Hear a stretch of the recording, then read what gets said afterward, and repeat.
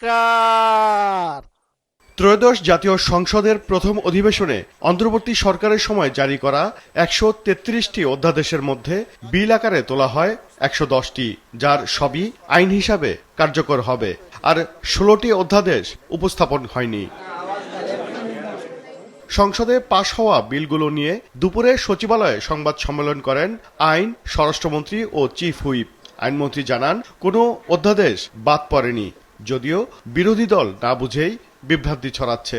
অন্যান্য বিলের ব্যাপারে আমরা যেটা বলেছি, অধিকতর যাচাই বাছাই করা প্রয়োজন। সংসদের কাছে আইনের মাধ্যমে যখন বিলটা উপস্থাপন করছি, it becomes and it is past, এটা আইনে পরিণত হয়ে যাচ্ছে। রহিতকরণ বিল হলেও এটা কিন্তু আইনে পরিণত হয়ে যাচ্ছে।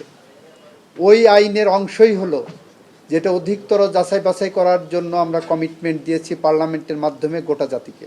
যারা বলছেন আমরা এটা করি না, এটা বাদ দিয়েছি, এটা তারা বিভ্রান্তি ছড়াচ্ছেন। সে সময় স্বরাষ্ট্রমন্ত্রী জানান, সময় স্বল্পতার কারণে সব বিল আকারে পাশ করা সম্ভব হয়নি। ব্যাখ্যা দেন গণভোটের বিষয়েও। কোনো অধ্যাদেশ জারি হওয়ার 15-20 দিন, 1 মাস 2 মাস পরে দ্বিতীয় সংশোধনী আনা হয়েছে, কোথাও তৃতীয় সংশোধনীও আনা হয়েছে। মূলত অধ্যাদেশ একটা। তো যখন বিল আকার উত্থাপন করা হয় জাতীয় সংসদে, সব অধ্যাদেশগুলোকে এক করে একটা বিল আকারেই উত্থাপন করা হয়েছে। এইটা আমার মনে হয় মাননীয় বিরোধী দলীয় নেতা হয়তো খেয়াল করেননি। সেই কারণে তিনি মনে করেছেন 91টা না হয় প্লেস হলো, 16টা প্লেস হবে না, বাকিগুলো গেল কোথায়? বাকিগুলো এই 91টার মধ্যেই অন্তর্ভুক্ত। সংবিধানের 142 অনুচ্ছেদ অনুসারে সাংবিধানিক যে গণভোট, এই গণভোট সেই গণভোট না।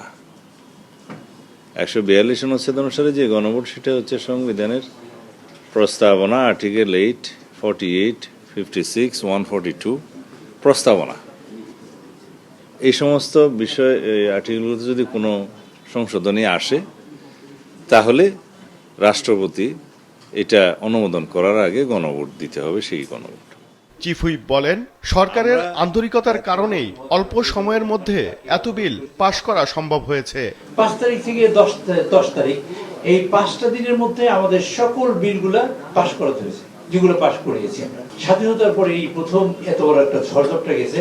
এটা আমরা 30 দিন সময় পেলে, 25 দিন, বিশেষ করে 20 দিন সময় পেলে আমরা এই কাজটা করতে পারতাম।